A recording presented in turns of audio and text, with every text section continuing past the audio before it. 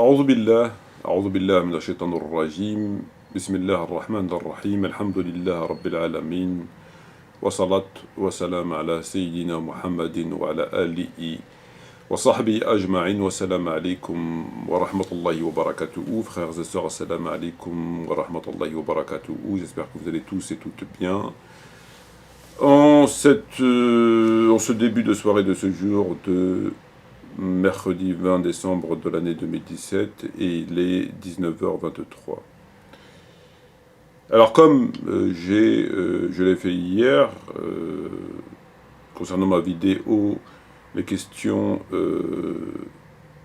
permanentes que j'ai modifiées suite au conseil d'une personne par les questions récurrentes, et que j'ai continué à modifier par la faute d'orthographe, puisqu'on m'a envoyé un mail en me disant qu'il y avait une faute d'orthographe.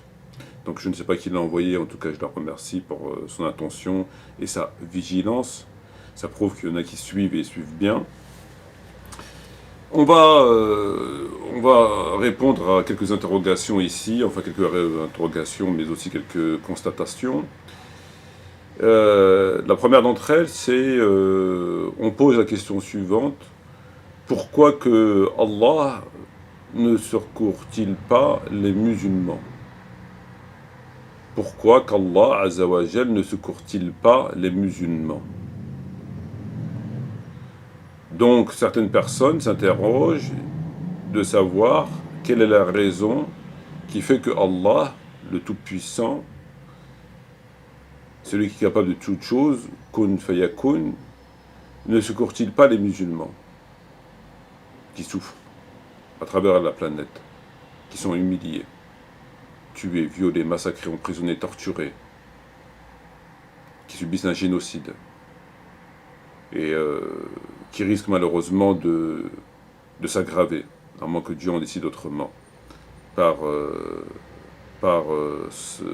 sa miséricorde infinie, en ayant pitié de ces musulmans désobéissants, transgresseurs, dont la foi, pour beaucoup, ne dépasse pas le gosier, et comme on l'a vu hier, qui n'adorent Dieu que de façon marginale. Et donc finalement qu'il soit immensément miséricordieux pour dire que je vais quand même les secourir. Parce que parmi eux, certains ne méritent pas, de toute évidence, parmi nos frères et nos sœurs. Combien sont-ils? Je ne sais pas. Allahu a'lam. Surtout ces pauvres enfants qui subissent un enfer sur terre et dont ils n'ont pas eu la possibilité, l'opportunité d'exprimer la foi ou la non-foi, l'obéissance ou la désobéissance, puisque immédiatement détruit, ravagé, anéanti par ce qui se passe. En tout cas, moi je le souhaite. Moi je suis de ceux qui demandent à Allah non pas le châtiment que la plupart méritent pour ce qu'ils font, et surtout pour ce qu'ils ne font pas, justement, au nom de ceux qui ne méritent pas. S'il faut sauver un enfant au détriment en raison plutôt du fait si le prix à payer pour sauver un enfant étant de sauver avec lui 100 000, 1 million, 10 millions, 100 millions, 1 milliard, 10 000 milliards, etc., de mauvais gens, alors il faut sauver l'enfant. C'est ma vision des choses. Et donc pourquoi Allah ne secourt-il pas les musulmans? Ben là encore une fois, vous avez la réponse dans le Coran. Le Coran vous apporte beaucoup de réponses, il suffit de le lire correctement, et de le lire avec le cœur. Hein. C'est vrai que le problème aujourd'hui, c'est que Si vous regardez sur Internet, c'est hallucinant, c'est même diabolique. Et j'ai même pas cherché parce que j'ai vu des titres et j'ai écouté des vidéos. On fait tout avec le Coran. Tout est fait avec le Coran. Ils vous disent, il faut le psalmodier, il faut l'apprendre, ils font des décorations avec, il faut le méditer, il faut tout. Regardez des vidéos, cherchez un petit peu sur Internet des titres, vous allez voir. Mais jamais ils parlent d'application. Jamais d'application. Ils font tout, sauf ce que Allah attend d'eux. C'est-à-dire l'appliquer, ce pourquoi il a été révélé. Bref. Donc pourquoi Allah ne secourt-il pas les musulmans? Encore une fois, si les gens lisaient correctement le Coran, ils ne se contentaient pas de l'apprendre par cœur, d'apprendre les sourates par cœur, sans même comprendre ce que Allah a dit. C'est ce que font malheureusement la plupart. Ça fait partie malheureusement des fléaux qui ont touché cette Ummah, puisqu'à l'époque du prophète Mohammed sallallahu alayhi wa sallam, ils l'apprenaient par cœur, mais ils l'appliquaient parce qu'il y avait le prophète avec eux. Aujourd'hui, bon, vous avez la réponse dans le Coran. Dans le Coran, Allah dit « Ya ayyuhalladhina amanu, Ya ayyuhalladhina amanu, in tansuru Allah yansurkum wa yuthabbit aqdamakum. Ya ayyuhalladhina amanu, in tansuru Allah yansurkum wa yuthabbit aqdamakum. » Ô vous qui croyez, si vous secourez Allah, Allah vous secourra et raffermira vos pas. Si vous secourez Allah, Allah vous secourra. Là où. Et certaines personnes, je m'en souviens comme Adostarod et des gens qui ne comprennent rien à rien lorsqu'ils lisent le Coran, ils voient des contradictions, il n'y en a pas, enfin tout ça. Ils avaient considéré que ce verset était suspect. Alors là, bon, tout le monde l'a bien compris, je suppose. Lorsque Allah dit « si vous secourez Allah », ça veut dire si vous secourez Allah dans le sens où si vous venez au secours non pas de lui-même, parce que tout le monde sait qu'il n'a pas besoin de nous, Dieu merci, sinon il aurait pu attendre longtemps, mais si vous venez au secours de sa parole, si vous venez au secours aussi de son messager qui porte sa parole. Donc si vous venez au secours de sa parole, par le fait de la préserver, de l'appliquer, de la faire appliquer, etc., Allah vous secourra. Allah viendra à son tour. C'est une promesse, c'est un deal, comme on dit. Comme il dit ici bien le Golden Boy, le ch'ti Hassan Hussein, le millionnaire sans fiche de paye. C'est un deal, c'est donnant-donnant. C'est comme quand Allah dit, si vous combattez pour lui, vous promet le paradis, c'est donnant-donnant. Promesse du paradis, etc. Donc Allah il vous dit, si vous secourez ma parole, vous venez au secours de ma parole, etc., je vous secours, je viens en aide. A contrario, si vous n'êtes pas au secours de ma parole, qu'est-ce qui va se passer? C'est qu'il ne va pas vous secourir, ça me semble logique. C'est lui-même qui le dit, si vous secourez, je vous secours. Donc si vous ne me secourez pas, je ne vous secours pas. Et donc voilà la réponse. Allah ne vient pas au secours des musulmans, parce qu'eux-mêmes ne viennent pas au secours de sa parole, n'appliquent pas sa parole. Donc pourquoi voulez-vous qu'ils viennent les secourir? Le jour où ils décideront d'arrêter t'as vu, il était une fois, et de chanter le Coran, de danser, de le manger, de faire des gris-gris avec, et de l'encadrer, et de voir si les animaux réagissent comme au Coran. Même les animaux, ils ont subi les foudres de se détraquer. Même les animaux. Ils mettent le Coran et puis ils regardent le chat, comment il réagit.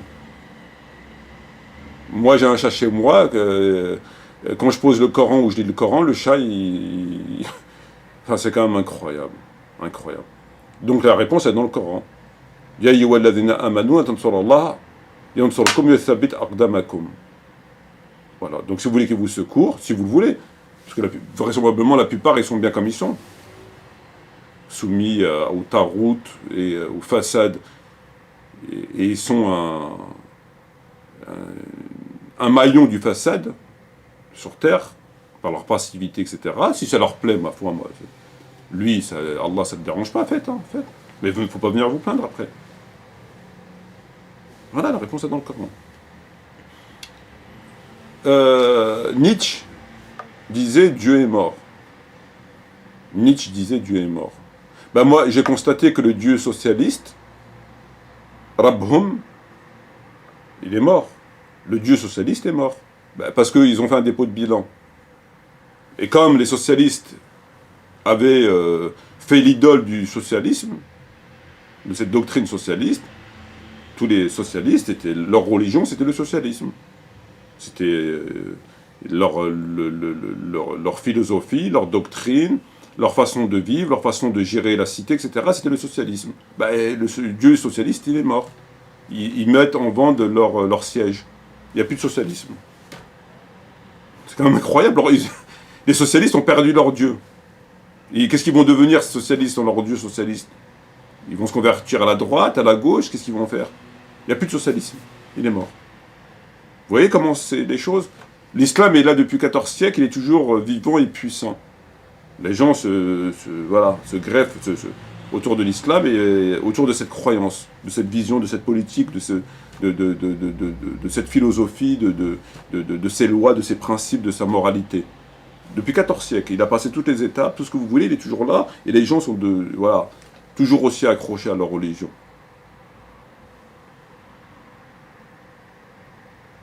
Et le socialisme, il existe depuis, je sais pas, peut-être 50 ans, 100 ans, enfin, peu importe, en tout cas en France. Ben il est mort, il faut l'enterrer. C'est incroyable, hein. À quand le tour du dieu de la droite ou l'extrême droite, bon. C'est pour vous dire, c'est du n'importe quoi. Voilà. Si c'était vraiment des vraies doctrines, des vrais trucs, il n'y aura pas de dépôt de bilan. Allah ne fait pas de dépôt de bilan quand même. Le juge des juges. On me dit, oui, Allah est le juge des juges. Allah est le juge des juges. Mais le problème, c'est que les gens, là encore une fois, ils ne comprennent pas le Coran. Ils ne lisent pas le Coran. Allah est le juge et celui qui va juger les gens. Al-Qiyamah. Qui va juger les gens, c'est Allah. Et Dieu merci. Mais le juge Allah n'est pas comme les juges êtres humains. Quand on dit le juge Allah, le juge des juges, c'est pas un juge comme les êtres humains. La différence fondamentale et qui peut faire tomber dans une mécréance, ne pas comprendre qu'est-ce que ça veut dire le juge des juges, peut vous faire tomber dans la mécréance. Parce que le juge, c'est quoi un juge? C'est quelqu'un qui juge. On lui ramène un litige, une personne à juger, il la juge. Tout le monde sait ce que c'est un juge. Mais il la juge comment, le juge?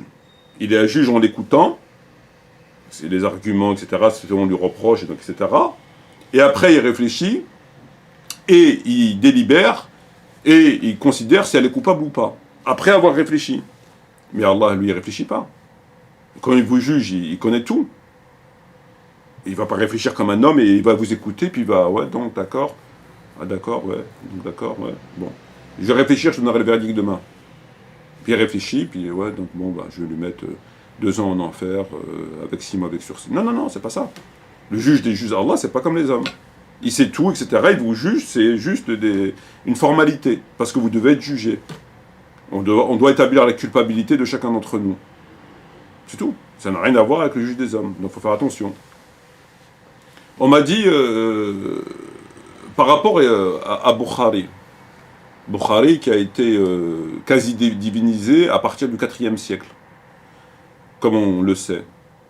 Alors là, on a, en dehors de ce qu'on peut y trouver, on a quelque chose qui est quand même formidable, pour vous dire à quel point les gens sont vraiment dans l'obscurité. C'est vraiment de la pure forme, tout ça. C'est la hawa, et shahawat, c'est tout. Ils divinisent Bukhari. Appelons un chat. Ils l'ont mis quasi au même niveau que le Coran, pour certains. Mais peu importe. On n'est pas là pour stigmatiser. Mais encore faudrait-il savoir pourquoi ils l'ont divinisé. Quand vous parlez à tous les gens, en tout cas de cette époque, et tu lui dis, mais pourquoi tu considères que Bukhari c'est le plus authentique? Pourquoi? Il ne saura pas, il ne sait pas lui. Vous croyez qu'il sait pourquoi que Bukhari est le plus authentique que musulman? Et pourquoi il a ce niveau? Vous croyez qu'il le sait, lui? Il ne sait pas. Moi-même, je ne sais pas pourquoi Bukhari il a été divinisé. Qu'est-ce qu'il a de si extraordinaire? Je ne sais pas. Ils l'ont fait à partir du IVe siècle. Lui-même, probablement, il ne s'attendait pas à ça. Parce que lui-même a été persécuté et chassé, etc., etc. Comment il est mort, Bukhari? Il a tellement été persécuté que pendant un moment, il fait une dua. et en demandant à Allah de le rappeler. Il est mort dans le mois. Donc, les gens divinisent Bukhari, le considèrent comme étant... Mais ils ne savent même pas pourquoi.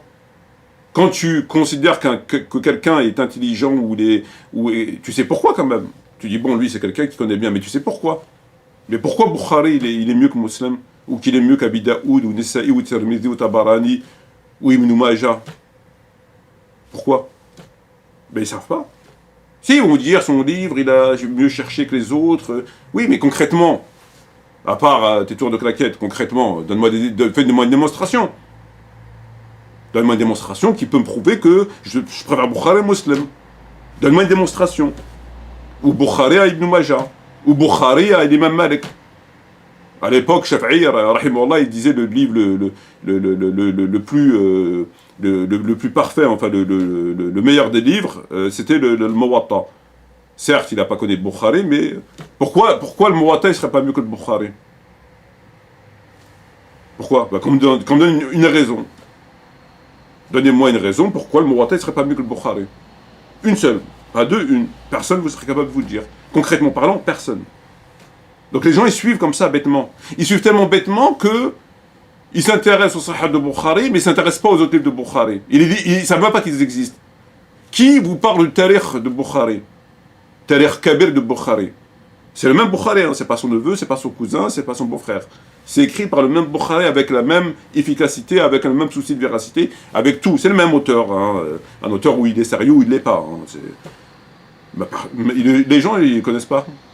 Ah, c'est étrange, vous divinisez Bukhari, c'est le top, le best, c'est plein de vérité, c'est plein de lumière, mais vous ne savez pas qu'il a aussi un Tarikh Kabir où c'est des hadiths dedans, ça ne vous intéresse pas ce qu'il dit là-bas? Ils ne savent pas. Quand les gens leur diront, ouais, mais un Tarikh, attention, c'est le top, et là ils vont aller voir Tarikh. Donc ils divinisent le Sahih, mais son Tarikh, non, personne ne s'intéresse. C'est comme si c'était Charlot qui l'avait écrit. Personne ne le connaît, personne ne le connaît. En tout cas, personne n'en parle. Pourtant, c'est le même auteur. Parce qu'ils sont juste dans des postures. Ce sont des postures. Et enfin, un dernier point, par rapport au débat interreligieux. Je m'oppose. Je vous ai dit, je m'oppose au débat interreligieux, comme je m'oppose contre toute discipline ou contre tout individu qui interfère dans ce que Dieu attend du musulman. Au même titre que Shaitan. Shaitan, il interfère. Son travail, c'est d'interférer. À défaut de détourner vers la mécréance, il interfère vers les musulmans, il interfère pour les dérouter de ce que Dieu attend d'eux, et qui est mentionné dans le Coran. Donc il interfère et vous changez de direction. Dieu t'a dit, va là-bas, lui, le maximum, c'est de t'amener à l'opposé. À défaut de t'amener à l'opposé, l'essentiel, c'est que tu ne fasses pas ce que Dieu attend de toi. Ce qui est écrit dans le Coran, lui, il ne veut pas que tu le fasses. Donc, tous les gens qui font comme Shaitan, qui interfèrent aux mêmes façons de faire, qui détournent les gens de ce pourquoi ils sont créés, etc., c'est des shayatin. C'est des shayatin. Un musulman laïque, c'est un shaitan. Un prédicateur laïque apolitique, shaitan, adou Allah. Pourquoi? Parce que déjà, il est en contradiction avec le Coran, il interfère. Il déroute les gens vers du droit chemin. Ils écartent une partie du livre. Donc c'est pour ça que je suis contre le débat interreligieux, parce qu'il interfère dans... D'ailleurs, vous prenez juste un verset, je vais vous donner juste un verset qui va vous résumer la question assez simplement. On va vous mettre un petit verset. C'est plus agréable à la lecture, à l'écoute.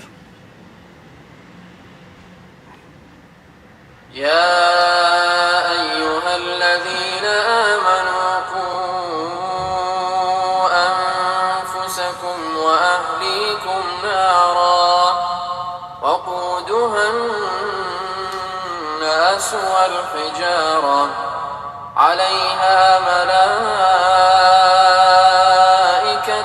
غلاظ شداد لا يعصون الله ما أمرهم ويفعلون ما يؤمرون. Qu'est-ce que ce verset dit? Ô vous qui croyez, préservez vos personnes et vos familles d'un feu dont le combustible sera les gens et les pierres, surveillés par des anges rudes, durs, ne désobéissant jamais à Allah en ce qu'il leur commande et faisant strictement ce qu'on leur ordonne. ô vous qui croyez, préservez vos personnes et vos familles d'un feu dont le combustible sera les gens et les pierres. Donc comment tu te préserves? Tu te préserves en expliquant aux chrétiens que finalement Ponce Pilate il jouait pas la Nintendo. Tu te préserves en expliquant que non, tu te préserves en faisant ce que Dieu te demande de faire, c'est-à-dire ton devoir, qui est écrit dans le Coran, dans la Sunna. On peut le lister si vous voulez. Les hautes obligations, les kaba'ir, et on descend. Voilà comment tu préserves. Ce que le Mohammed il a fait. Ce qu'Abu Bakr il a fait. Ce que Ali il a fait. Ce que Omar ibn Khattab il a fait. Ce que Uthman ibn Affan ce que les gens de vertu, de piété, de science et de crainte et de sincérité ont fait. dont aucun d'eux n'a fait ce qu'eux ils font aujourd'hui. Est-ce que le prophète était laïque et était apolitique? Est-ce que Abu Bakr était apolitique? Est-ce que Ali était apolitique? Est-ce que Omar faisait des débats interreligieux, il laissait son... Non. Ce verset vous dit simplement, préservez-vous. Comment tu te préserves? Bah, allez vérifier dans l'état facile comment tu te préserves. Trouvez-moi un état facile qui dit que tu te préserves en t'occupant des vaches de ton voisin. Maintenant, s'ils n'arrivent pas à comprendre ce verset, dans ces cas-là, comme il a dit le prophète, ce que le Coran ne peut pas guérir, tu ne pourras jamais le guérir. Ce que le Coran ne peut pas guérir, tu ne pourras jamais le guérir. Quelqu'un qui irait sourd, dans la sourate Al-Anfal, Dieu te dit, les croyants sont ceux que lorsqu'on lit le Coran, leur cœur frémisse. Ben, si les gens, tu leur lis le Coran et ça leur fait ni chaud ni froid, c'est comme si tu leur avais lu un livre de Mickey ou de trucs. Moi, j'y suis pour rien après. Moi, je suis pas psychanalyste, je suis pas psychiatre, j'y suis pour rien. Tu guideras pas ce que Dieu a guidé. S'ils ont un seau sur le cœur, je suis pour rien, moi. C'est tout. Sur ce, je vous dis, wassalamu alaikum wa rahmatullahi wa barakatuh.